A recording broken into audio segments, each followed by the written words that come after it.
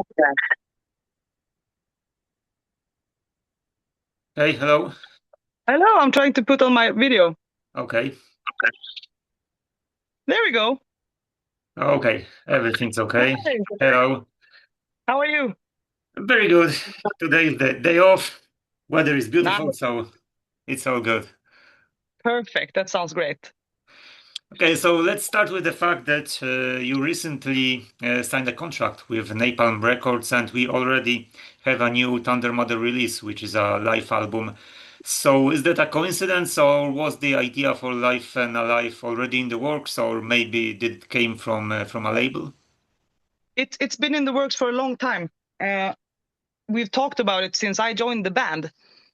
And it was one of the first thing that I mentioned, like we have to do a live album. And then everything comes down to can we make that happen, because it's quite a big project to do. So it coincided well with the label change because they liked the idea. And That's why at did least you? what I yeah. And why did you part ways with AFM Records? Because you've been with that label for quite a while. Yeah, just 1 minute. I just have to Yeah, fix okay. something. uh, I'm not the best person to answer the question, uh, but it's not about any negativity in regards to uh, to them. They have done a great job, but I think uh, yeah, I'm not sure what I can say in the regards, but it's nothing bad. So sometimes change is good because it motivates the band. Yeah, exactly that too. Yeah. And why did you choose Napalm Records as your new home? They seem like a great bunch of people. We've hung out with them a few times and we talked a lot. And Filippa is mainly the one who deals with this kind of stuff. I'm only good with singing, basically. Everything administrative, please don't give it to me. But so she deals with all of that. But I think it came down to also they had the best offer for us, and we like the guys, and they so far they've done a great job, I think. And the Life and Alive has two release dates. What are the digital and physical version being released separately? I don't know. I don't know why that decision was taken. Maybe it has something to do with the delay of production. Just in I don't know. I'm just speculating.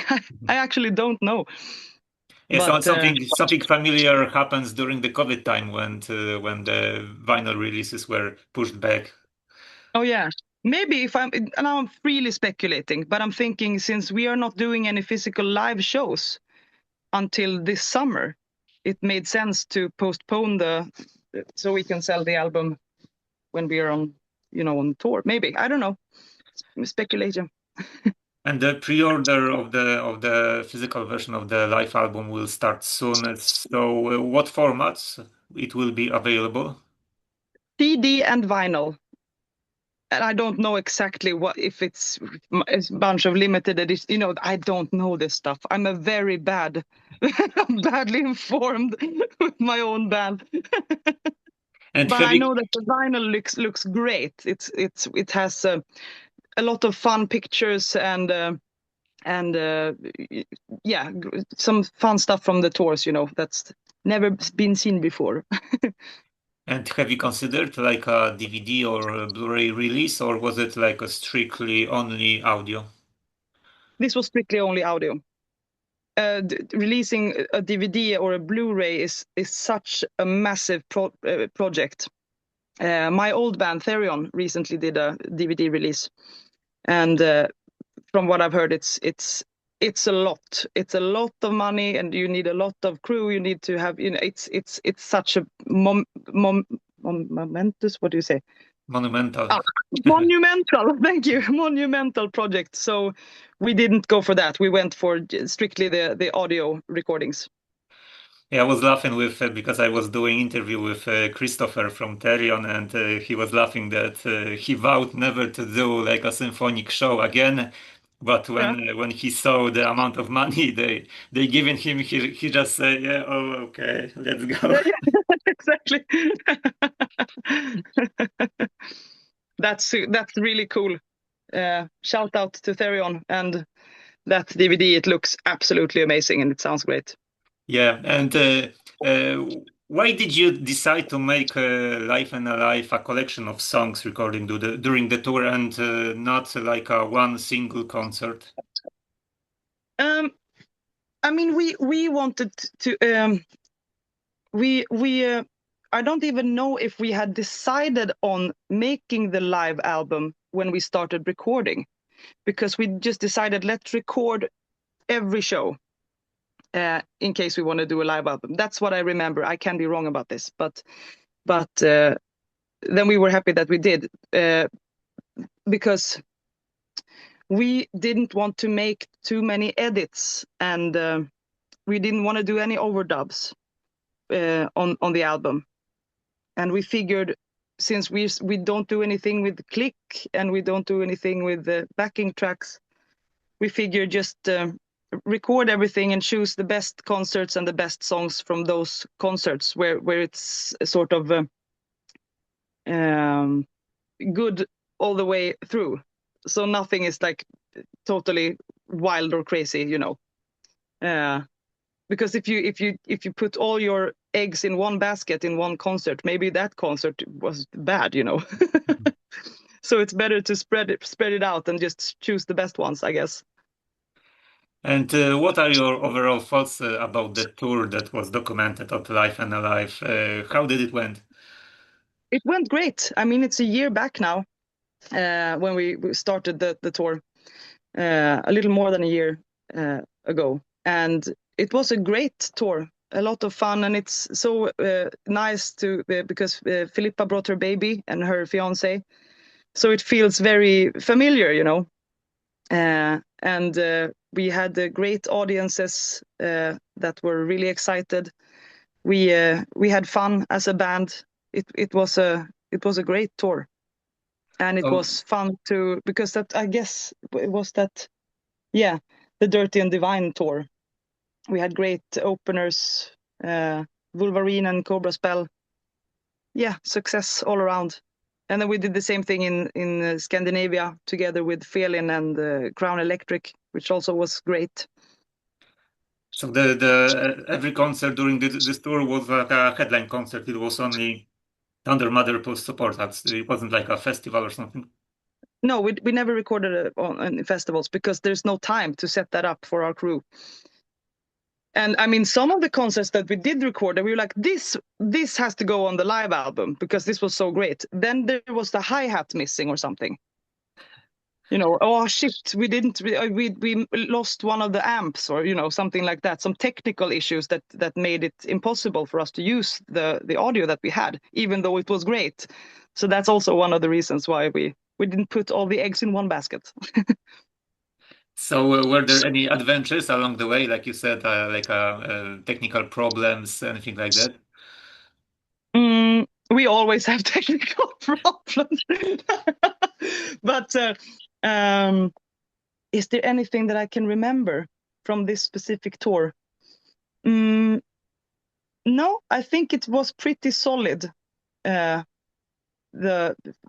technical issues was with the recording stuff, that someone didn't press the right button, and Filippa usually plays with two amps.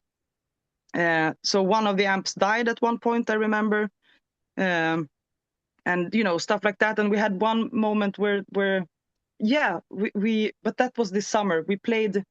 We replaced Saxon at the festival in Sweden because they couldn't do the show. So we had the honor of replacing Saxon. I felt like, you know, I was so scared. You know, but and the moment we go on stage, the bass, we can't hear the bass. The bass is gone. So, and we didn't have our usual crew. So it was like, shit, we just have to push through, you know.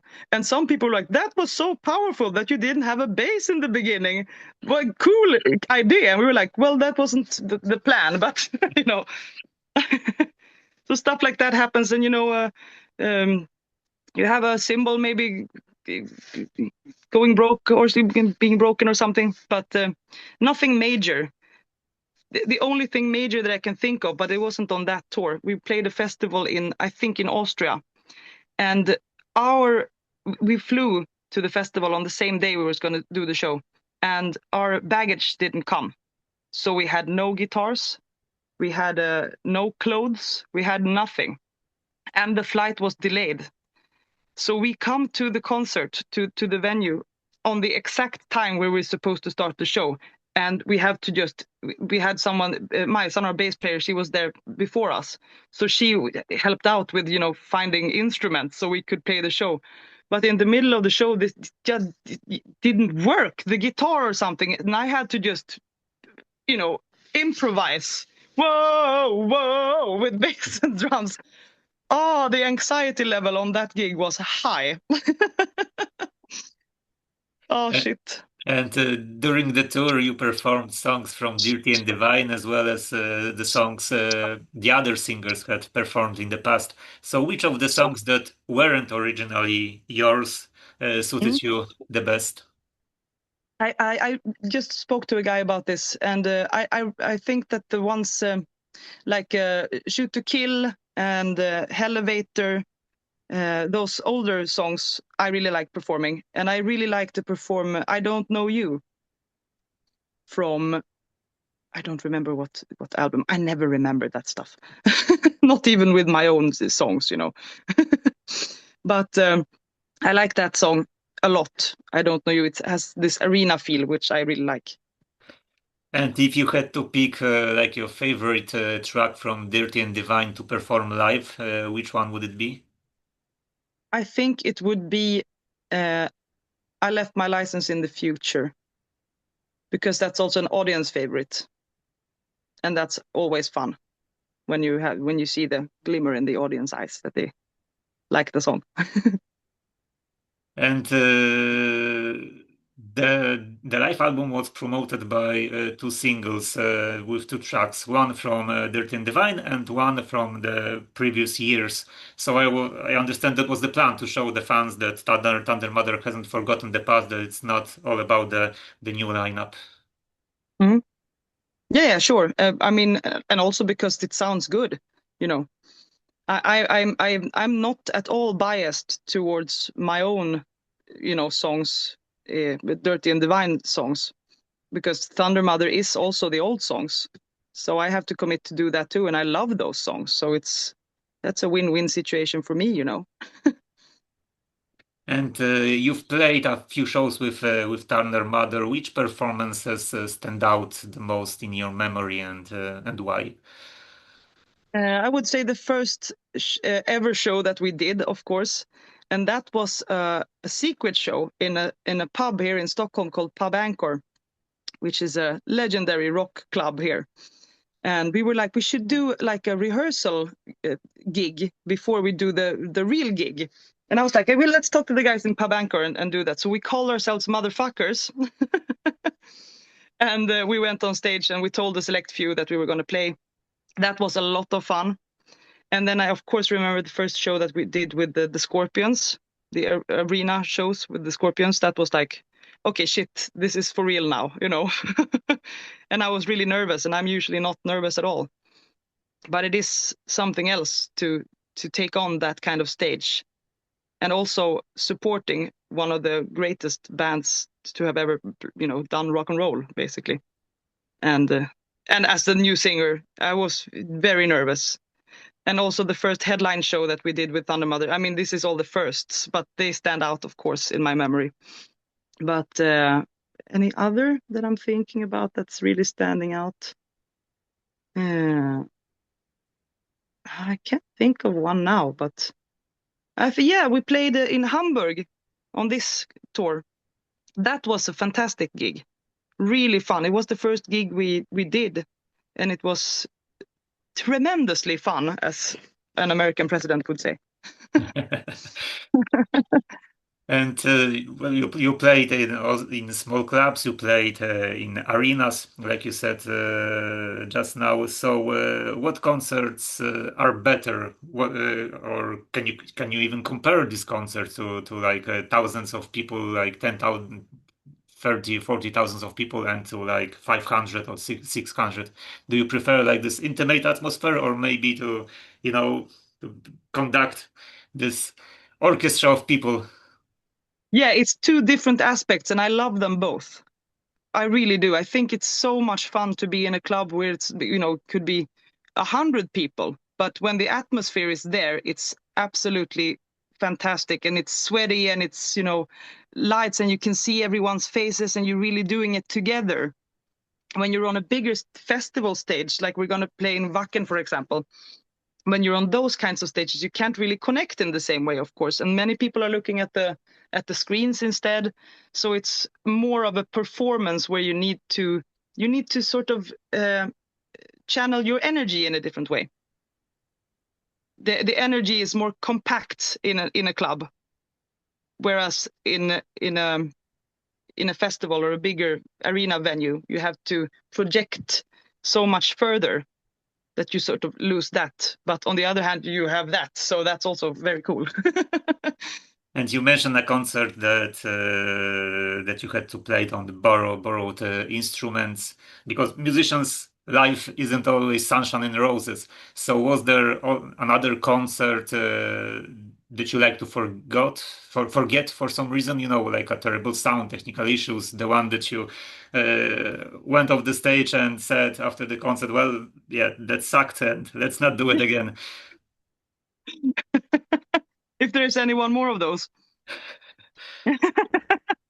Now, I mean, I would say 85% of the times we replay, everything is great.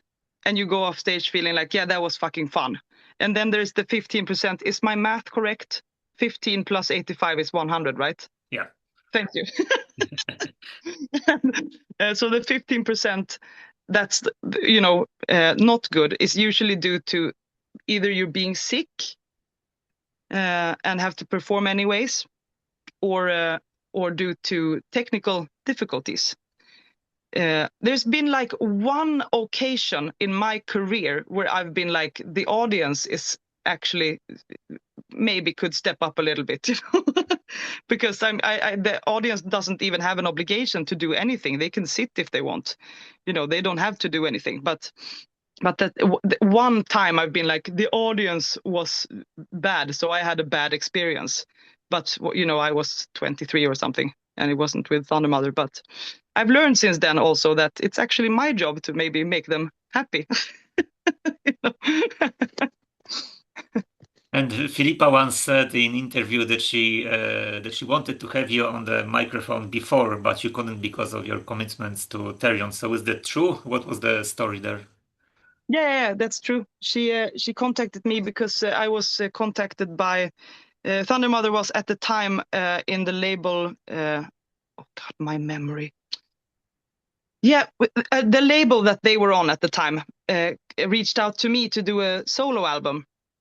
So I did that, and then we met, and she heard me and wanted me to be with Thundermother. She asked me if I could join Thundermother, but then it was the commitment with Therion and also this solo album stuff that I was doing. So I simply didn't have the time to commit to Thundermother. But I was intrigued, but I had to ultimately say no because of that. But we stayed in touch since then. Not a lot, but a little bit. And then when she asked me again now. And Thundermother has a little complicated history because Filippa has been like left on her own twice already. So weren't you like afraid of being part of this project, or as we say in Poland, the devil isn't as black as he's painted? I mean, there's nothing to really be afraid of.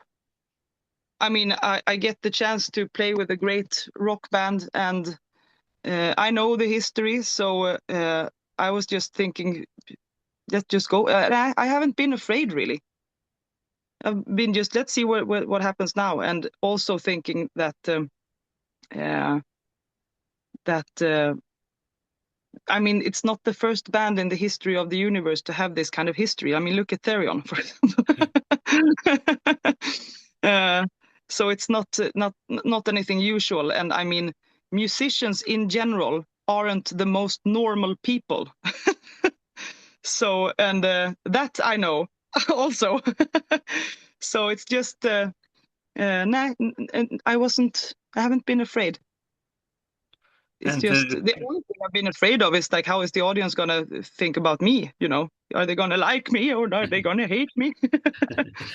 and But how do you manage to balance your family life with touring? Because after all, when I interview your father, he told me that you had two sons, two daughters two I have. daughters. Yeah. Sorry, I just had to put some tobacco in my mouth. And yeah, I have two daughters, and their dad is also a musician. He plays drums in Dynasty. So we've been very lucky that their booking agent has always been really good with managing to put their tours when we're not touring. So it's been really. I mean, it's been also like hell sometimes to like, because if we have a crash, we have to have someone to be babysit, you know. But it's worked out fine. And for our kids, this is their reality, you know. Some other kids have their parents are gone from 7 in the morning and they're tired in the evening, you know, but this is their reality. They have one parent is gone sometimes and then the other parent is gone sometimes. And when I interviewed your father, he told me a hilarious story from Therion days. So tell me from your perspective, how did you ended up on a strip club with your father? This is so, we talked about this like a few days. I was not in the strip club. From my perspective, I was not in the strip club. I was outside of the strip club because I have only one memory of being in a strip club, and my dad was not there when I was in the strip club. Oh, I didn't strip. That sounded like I was the one on the stage. I wasn't. But yeah, I remember the strip club, but I also remember that I didn't go in there. Maybe I was drunk or something, but nah, I don't have a memory. Maybe it's trauma or something. I blocked it out. Or maybe he was afraid that you're like sitting next to him or something. Yeah, oh well, he has that memory, but I don't. And what's the status of the next album from THUNDERMOTHER? Is it something cooking or is it too early to talk It's about? cooking. It's It's cook- most definitely cooking. And you'll probably see a lot of updates maybe next week on social media because we're gonna record some stuff. Oh, so it's already composed, More or less. more or less. There's some lyrics left to be done and some melody lines to be perfected, but yeah, it's more or less there. So you're planning to release it like next year Yeah, that's the plan. and where are you going musically? You're not going to change anything. You're like going along the path. Now we're probably gonna change some things. So I don't. Yeah, we talked about the aspects of. Nah, I think I talked about that with the guy I talked before. Sorry, my mind is jumbled. But I mean, when you play live, it's sometimes difficult when you make a big production like we did on Dirty and Divine with a lot of backing vocals, a lot of guitar, it's like twin guitar stuff, you know, that we can't perform live. So we're probably gonna go back to a little more simple production in terms of that stuff, so it's easier to adapt to live. And it's going to be both fast songs and in cool songs, I think. And we hopefully it's going to be fantastic, and I think it's going to be great. I mean, I love the songs already. And this is all I have prepared. So thank you very much for your time and have a good day. And you can say at the end something to Polish fans of THUNDERMOTHER. Yeah, absolutely. Thank you so much. This was a lot of fun. And to the Polish fans, we can't wait to come back to your beautiful country. It's always a blast being in Poland. You guys are absolutely crazy and we love you. So next time you see THUNDERMOTHER on a poster or they see that you're coming to your city, please come because we want to rock with our Polish fans. We love you. Okay. Again, thank you for your time and have a good day. Thank you so much, Tomasz. Have a good day. Bye. Bye.